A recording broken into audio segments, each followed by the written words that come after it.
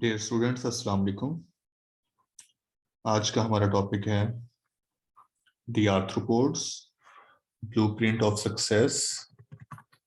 तो आज इसके बारे में हम पढ़ेंगे।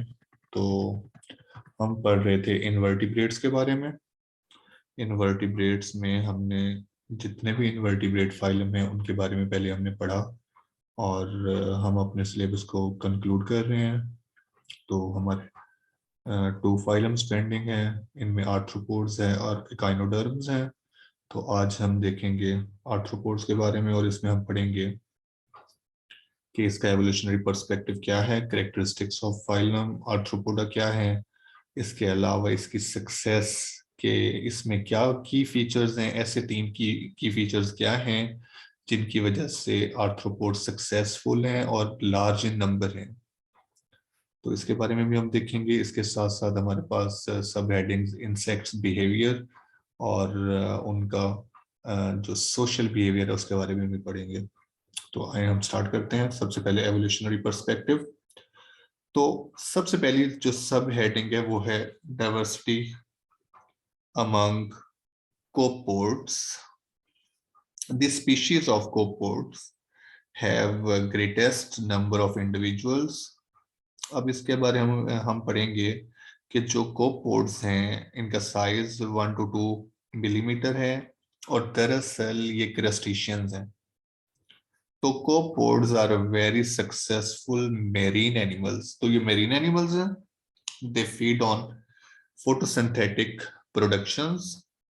उनमें हमारे पास क्या है, प्लैंक्टोनिक एल्गी है, वो एल्गी जो मेरीन में होती है और फोटोसिंथेसिस होती है। आपने एफएससी की बुक्स में और ग्रेजुएशन में बेसिकली एटीपी या बीएससी में भी ये पढ़ा था कि जो सनलाइट है वो मेरीन वाटर में काफ़ी हद तक डीपली पेनिट्रेट कर जाती है और फिर फोटोसिंथेटिक प्लांट और इसके अलावा फाइटोप्लैंक्टन जितने भी होते हैं उनमें फोटोसिंथेसिस होती है और मेरीन इकोसिस्टम में अहम रोल प्ले करते हैं। In the open ocean, if plankton net is thrown behind a slowly moving boat in the ocean, तो क्या होता है कि अगर इन कोपोड्स को हमने कैप्चर करना हो, किस लिए कैप्चर करना हो, आगे चल के हम पढ़ेंगे कि ये जो क्रस्टेशियंस इंसेक्ट्स हैं, जो मेरीन लिविंग ऑर्गेनिज्म होते हैं, ये तो बहुत ज्यादा तादाद में होते हैं, मिलियंस में होते हैं। अगर हम एक नेट फेंकें, जैसे मछली को पकड़ने के लिए जाल होता है, इनको पकड़ने के लिए भी एक स्पेसिफिक जाल होता है, अगर वो हम डाल दें एक स्लो मूविंग बोट के पीछे, तो हमारे पास 20 मिनट्स में अ लॉट ऑफ जो है कोपोड्स कलेक्ट हो जाएंगे, जिससे हमारे जो है ना ऑलमोस्ट 2 गैलन पेल यानी बाल्टियां भर जाएंगी। क्या करेंगे, पोल्ट्री फीडिंग के लिए हम इनको खिलाते हैं दूसरे ऑर्गेनिजम्स को, जिनको फिर हम खाते हैं। डायरेक्टली हम इनको यूज नहीं करते और इसी का तस्वीर आगे आने वाला है कि अगर हम इनको डायरेक्टली यूज नहीं करते तो हम 99% फूड जो है वो उससे दूर रह जाते हैं, यानी वो एक्सेस नहीं है हमारे पास, क्योंकि हम डायरेक्ट कोपोड्स को या आर्थ्रोपोड्स को नहीं खाते। If plankton net is thrown behind a slowly moving boat in ocean, 3 million copepods are collected after only 20 minutes. आपको पता है कि 1 million is equal to 10 lakh. It means 30 lakh copepods जो है कलेक्ट हो जाते हैं 20 मिनट में। It can fill 2 gallon pail, तो 2 बाल्टियां से भर जाती हैं। तो पॉइंट 2, फर्स्ट पॉइंट कंप्लीट हो गया हमारा। Point 2, copepods are food for fish, whale, shark, blue whale and its relative. Fishes खाती हैं। Human eat these fishes. अगर हम अपने फार्म की बात करें जहां पर फिश जो है ना वो ग्रो करवाई जाती हैं, इसलिए जितने भी फिशेस होती हैं वो फार्म वाली भी होती हैं और नेचुरल रिवर की भी होते हैं। तो हम प्रेफर करते हैं रिवर की हो, लेकिन फार्म में भी होती है और उनको पोल्ट्री फीड कहाँ से दी जाती है, फिर यहीं से बनाई जाती है, फिर फिशेस को हम खाते हैं। Therefore human also directly benefit from it. तो ह्यूमन इनसे फायदा तो उठाते ही हैं, डायरेक्टली भी उठा सकते हैं, लेकिन हम डायरेक्टली नहीं उठाते क्योंकि हम इनको नहीं खाते अनफॉर्चुनेटली। बदकिस्मती से वो did not get food directly, हम इनसे खुराक बदकिस्मती से डायरेक्ट हासिल नहीं करते। We use them as a feed of poultry, तो हम इनको दूसरे ऑर्गेनिज्म को खिलाते हैं जिनको हम पालते हैं, चाहे वो फिश फॉर्म में फिश को पाल रहे हैं या पोल्ट्री फॉर्म में चिकन जो है ना वाइट मीट को पाल रहे हैं। तो उनको जब हम खिलाते हैं तो फिर उसके बाद इनडायरेक्टली बेनिफिट हमें ही होता है। देयरफॉर क्योंकि हम डायरेक्ट यूज नहीं कर रहे, we lose 99% of original energy present in the copepods. तो 99% एनर्जी जो है ना हम हासिल नहीं कर पा रहे इनसे, क्योंकि हम इनको डायरेक्ट नहीं खाते। Copepods point 3 belong to phylum Arthropoda, Arthropoda से बिलोंग करता है, ठीक है, इसलिए तो आर्थ्रोपोडा में पढ़ रहे हैं। तो इसमें crayfish, lobsters, spiders, mites, scorpions and insects are also arthropods, तो ये भी आर्थ्रोपोड्स हैं। Zoologists have described about 1 million species of arthropod। तो zoologist ने जो वजाहत की है, उन्होंने ये वजाहत की है कि हमारे पास जो आर्थ्रोपोड्स की स्पीशीज हैं इन नंबर्स ऑलमोस्ट 10 लाख हैं, लेकिन एक्सपेक्टेड कितनी है? तो ये एक्सपेक्टेड है 30 to 50 मिलियन स्पीशीज। हमने जो डिस्कवर कर लिया वो ओनली 1 मिलियन है, ओनली 10 लाख है। एक्सपेक्टेड कितनी है? 30 million to 50 million. Species are still undescribed, अभी तक उनकी कोई डिस्क्रिप्शन नहीं आई, उन पर काम जारी है। तो नेक्स्ट हमारी हेडिंग है कैरेक्टरिस्टिक्स ऑफ फाइलम आर्थ्रोपोडा। क्या खसूसियात हैं जी इनकी? Characteristics of phylum arthropoda includes, तो इसमें क्या क्या होता है? सबसे पहले दे शो मेटामेरिज्म। तो हम देखेंगे जी मेटामेरिज्म क्या होती है। आप स्क्रीन पर देख सकते हैं, लिखा हुआ है segmental arrangement of body parts. कि किसी भी ऑर्गेनिज्म की बॉडी जिसमें सेगमेंट्स हों, लेकिन इसमें एक बात यहां आगे भी चल के वजाहत की जाएगी कि सेगमेंट बॉडी के इंटरनली चाहे ना हो लेकिन बाहर से वो शो हो। तो क्योंकि हमारे पास जो अर्थवर्म एनिलिड्स हैं वो ट्रू सेगमेंट कंप्लीट होते हैं, इसलिए हम उनको अलग सेक्शन में पढ़ते हैं, और आर्थ्रोपोड्स को हम अलग सेक्शन में पढ़ते हैं क्योंकि इनमें ट्रू सेगमेंट नहीं होते, इंटरनली सेगमेंट नहीं होती बॉडी, ऑलमोस्ट एक्सटर्नली होती है, तो इसलिए इनकी एक कैरेक्टरिस्टिक फीचर है। Metamerism is modified by specialization of body regions for specific functions. तो इंटरनली इनके सेगमेंट्स की जो बॉडी फॉर्म्स है वो स्पेशलाइज्ड हैं और प्रॉपर फंक्शनिंग करते हैं, और ये हमने लास्ट लेक्चर जब पढ़ा था तो उसमें टेगमेटाइजेशन का तज़किरा आया था और इसको हमने अच्छे से पढ़ा था। Chitinous exoskeleton provide supports and protection. इनमें एक्सोस्केलेटन होता है बॉडी के बाहर, जो है वो काइटन से बनी हुई, या इसमें इसके साथ साथ जो है क्यूटिकल भी होता है, तो सारी चीजें मिलकर एक्सोस्केलेटन बनाती है जो हार्ड मटेरियल होता है जो इनको प्रोटेक्ट करता है। It is modified to form sensory structures. तो इसके साथ साथ इनमें सेंसरी स्ट्रक्चर्स भी होते हैं जो सेंस करते हैं, और आप जब 6th सेमेस्टर में जाएंगे तो आप एंटोमोलॉजी में पढ़ेंगे कि इनके जो एब्डोमेन है, इसके जो है 9th सेगमेंट, टोटल 11 सेगमेंट होते हैं, उनमें से जो 9th सेगमेंट होता है उसमें स्ट्रक्चर्स होते हैं जो सेंसरी फंक्शन करते हैं। They have paired jointed appendages. तो जब हम पढ़ेंगे कि इनमें दरअसल सेगमेंटेड बॉडी तो है ही, मेजरली 3 सेगमेंट्स हैं, और उन 3 सेगमेंट्स में जो सेकंड सेगमेंट थोरेसिक है, थोरेसिक रीजन है, मजीद उसके 3 सेगमेंट्स हैं, और हर सेगमेंट में 1 पेयर ऑफ लेग्स होता है, तो उसी का तज़किरा किया जा रहा है। इसके साथ साथ ecdysis or moulting takes place during growth. जब ग्रोथ हो रही होती है, इंसेक्ट साइज में बड़ा हो रहा होता है, तो वो अपना जो एक्सोस्केलेटन है उसको शेड करता है और न्यू एक्सोस्केलेटन बनाता है, इसको एकिडाइसिस या मोल्टिंग कहते हैं। They have ventral nervous system. इनकी बॉडी में वेंट्रल नर्वस सिस्टम होता है, क्योंकि इनकी बॉडी जो है वो फ्लैट होती है, तो बिल्कुल इरेक्ट नहीं होती। अर्थ के साथ जो है ये एंगल नहीं बनाते 90 का, ये 180 का एंगल बना के जो है ना वो पॉजिटिव नेगेटिव दोनों वैल्यूज अगर हम देख लें, तो इसलिए वेंट्रली, क्योंकि इनकी बॉडी की जो वेंट्रल साइड होती है वो नीचे जमीन पर अर्थ पर लग रही होती है, इसलिए हम इनको वेंट्रल नर्वस सिस्टम का नाम दे रहे हैं। Coelom reduced to cavities. अब क्योंकि हम आर्थ्रोपोड्स की जनरल कैरेक्टरिस्टिक्स पढ़ रहे हैं, तो इसमें हम वजाहत कर सकते हैं कि जो इसमें सीलोम है ये ट्रू सीलोम तो है ही, क्योंकि सीलोमेट्स को हम प्रोटोस्टोम्स और ड्यूटोस्टोम्स में तकसीम करते हैं। प्रोटोस्टोम्स में हमारे पास एनिलिड्स हैं, और एनिलिड्स के साथ आर्थ्रोपोड्स हैं, आर्थ्रोपोड्स के साथ हमारे पास जो मोलस्क्स होते हैं। इसके साथ साथ जो हमारे पास ड्यूटोस्टोम्स होते हैं या ड्यूटेरियोस्टोम्स होते हैं, उनमें हम अगैनोडर्म्स पढ़ते हैं, हेमिकॉर्डेट पढ़ते हैं, एंड कॉर्डेट पढ़ते हैं। तो इसी की बात कर रहे हैं। इनमें जो सिलोम होती है, क्योंकि ट्रू सिलोम होती है, वो in the form of cavities भी हो सकती है, इन द फॉर्म ऑफ गुनेट्स भी हो सकती है, in the form of excretory organs भी हो सकती है, लेकिन एग्जिस्ट करती है true coelom. They have open circulatory system, blood is release into tissue space, haemocoel. तो इनमें क्या होता है कि ब्लड टिश्यू प्लेस पर ऐड कर दिया जाता है बॉडी में, और तमाम टिश्यूज उसमें बात कर लेते हैं और वो ब्लड की तमाम रिक्वायरमेंट पूरी कर लेते हैं। डिराइव फ्रॉम द ब्लास्टोसील, तो ब्लास्टोसील से ब्लास्टो हीमोसील बनती है। हीमोसील ही दरअसल वो ब्लड है, हीमोसील ब्लड है, और ब्लास्टोसील वो प्लेस है जहां ये जाता है और टिश्यू को बात करता है। They have complete digestive track, इनका डाइजेस्टिव ट्रैक कंप्लीट होता है, माउथ से शुरू होता है और एंड से एंड होता है। Then metamorphosis is often present, ज्यादातर इंसेक्ट्स में मेटामॉर्फोसिस होती है। तो इसमें आप लोगों ने तीनों फेजेस पढ़ी हुई हैं, और 6th सेमेस्टर में भी चल के पढ़ेंगे कि हमारे पास जो है वो लार्वा, प्यूपा और एडल्ट जो है ना, इस तरह की 3 फेजेस होती हैं जब ये कंप्लीट होता है।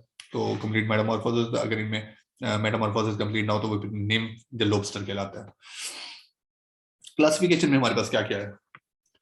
Classification and relationship to other animals, दरअसल इसका रिलेशनशिप किससे होगा, क्योंकि ये प्रोटीरोस्टोम्स हैं, तो एनिलिड्स के साथ इनका बड़ा क्लोज रिलेशन है, तो उसके बारे में यहाँ पर तस्कर किया गया है। Arthropods and annelids are closely related, they share many protostome characteristics. These are both have schizocylus coelom formation. schizocylus हमने hypothesis पढ़ा था, schizocylus के mesoderm split हो जाता है और वो coelom बना देते हैं। Their mouth is developed from blastopore, proterostomes की ये characteristics है कि इनमें जो blastopore होता है वो mouth बनाता है। Paired ventral nerve cord होता है present in them, इनमें मौजूद होता है। nerve cord ही जो है वो नर्वस सिस्टम का रोल प्ले करता है, और वो वेंट्रल, अगर वेंट्रल नर्वस सिस्टम है तो नर्व cord भी वेंट्रल है। बोथ हैव मेटामेरिज्म, के इनकी बॉडी जो है वो एक्सटर्नली सेगमेंटेड है, इंटरनली सेगमेंटेड नहीं है।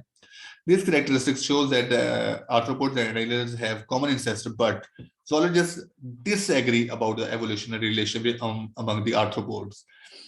अब कहा जा रहा है कि zoologist इस बात पे तो एग्री थे कि एनिलिड्स और आर्थ्रोपोड्स का क्लोज रिलेशन है, लेकिन इस बात पर नहीं आते कि जो एवोल्यूशन हुई एनिलिड्स से, अगर हुई आर्थ्रोपोड्स की एवोल्यूशन, तो आर्थ्रोपोड्स के जो मजीद सब फाइलम है उनका आपस में कोरिलेशन नहीं बनता कि इनकी एवोल्यूशन कैसे हुई, तो इसका रिकॉर्ड अभी तक पेंडिंग है।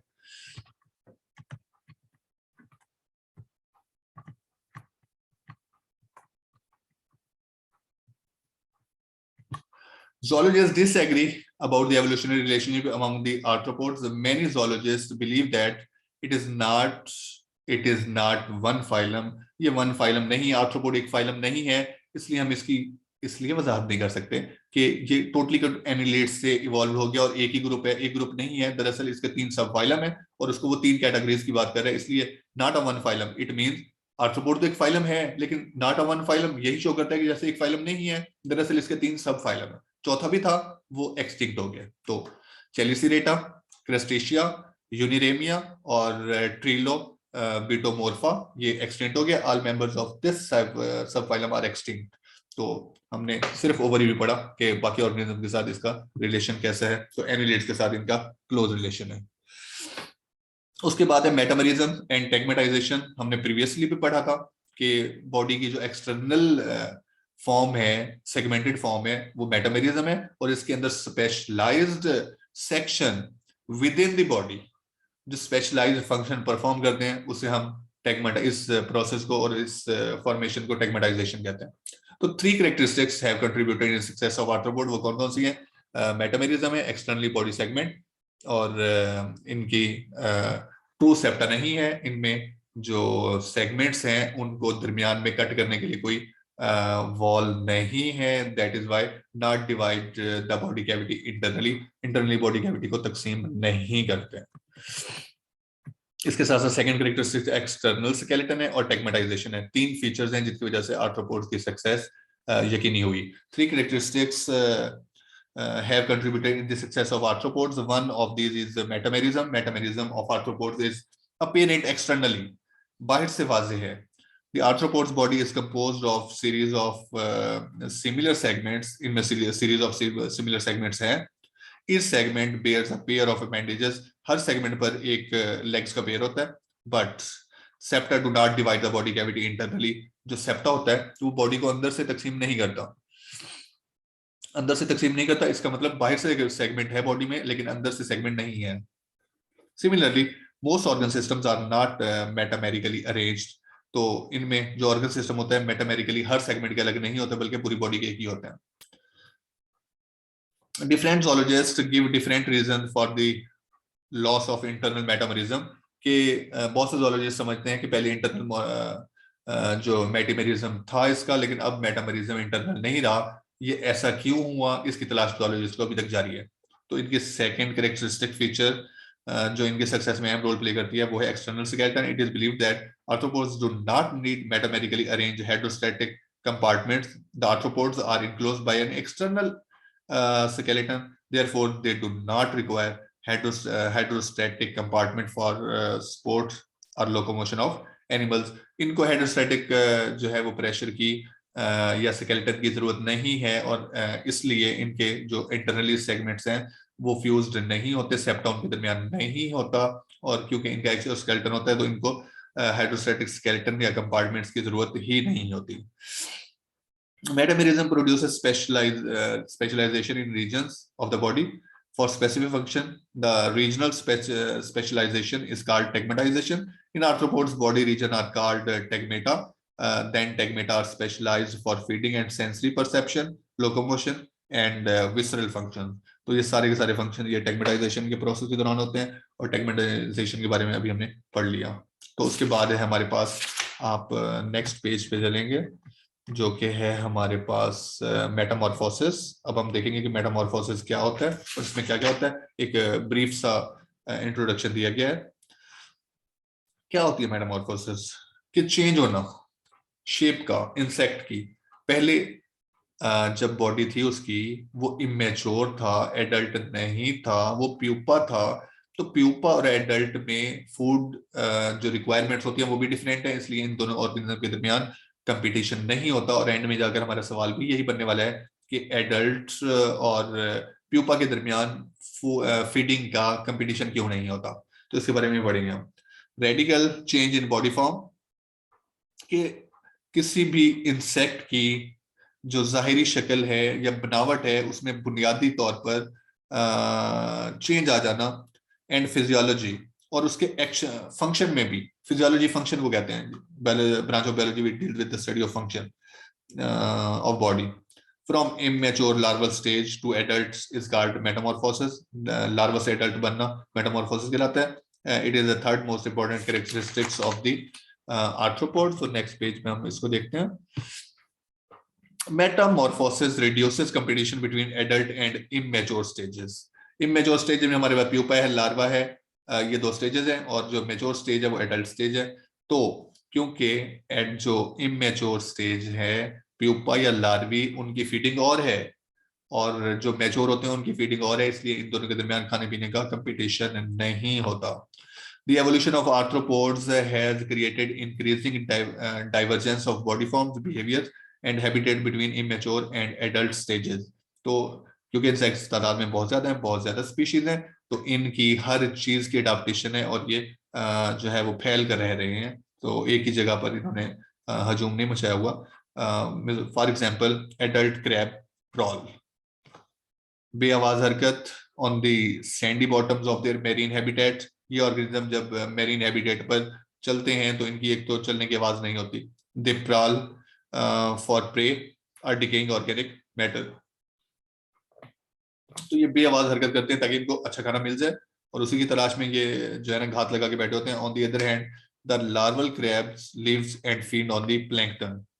तो देख लें जी, ऑर्गेनिक मैटर एक रिलाई करता है और उसके बाद जब एक एडल्ट बन जाता है तो वो प्लैंकटन्स को खाता है.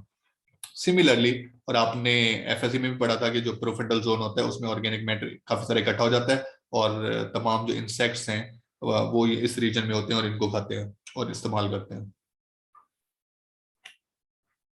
उसके साथ साथ similarly the caterpillar insect larva feed on leafy vegetation.